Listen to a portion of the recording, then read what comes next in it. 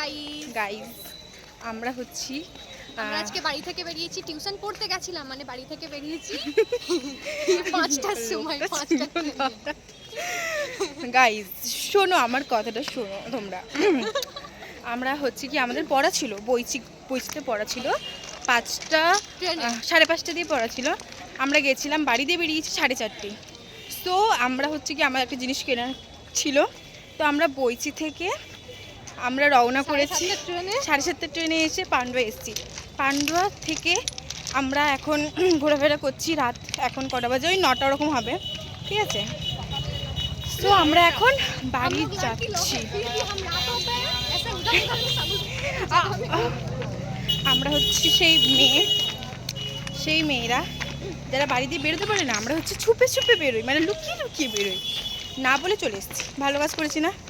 এখানে আমি আছি, আরজু আছে, রেশমি আছে, আর এদিকে আছে সামনে একটা জন্তু আছে। তো জন্তুটাকে দেখাই। এই যে এই জন্তুটা আছি। ধন্যবাদ তো এত বড় রেসপেক্ট করার জন্য।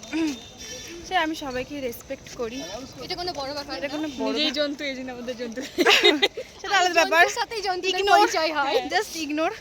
তো আমরা গাইস আমি যেই কথাটা বলেছি ওইটা কিন্তু ঠিক কথা, জন্তুর সাথে জন্তুদের একদম। গাইস আমরা এখানে ভোট দিয়েছি, আমরা পিঠার থেকে সব শিখেছি। আমরা এখানে এসে ডিম টোস্ট খেয়েছি আর ফুচকা খেয়েছি, অনেক কিছু খেয়েছি। ফুচকাটা আমি খাইছি গাইস। এইসব এদের কথা বিশ্বাস করো না, কথা শোনো না, আমি খাইয়েছি গাইস। সে বোঝাই যায় কে কাকে খাওয়াই। ও তো লাইভে একটা দামে চকলেট কিছু খাওয়ায় না। ওরে বাবারি গাইস, তো এখানে মিনি ব্লগটা শেষ করলাম, স্টপ করছি। তো আবার কাল সকালে দেখাবে। টাটা।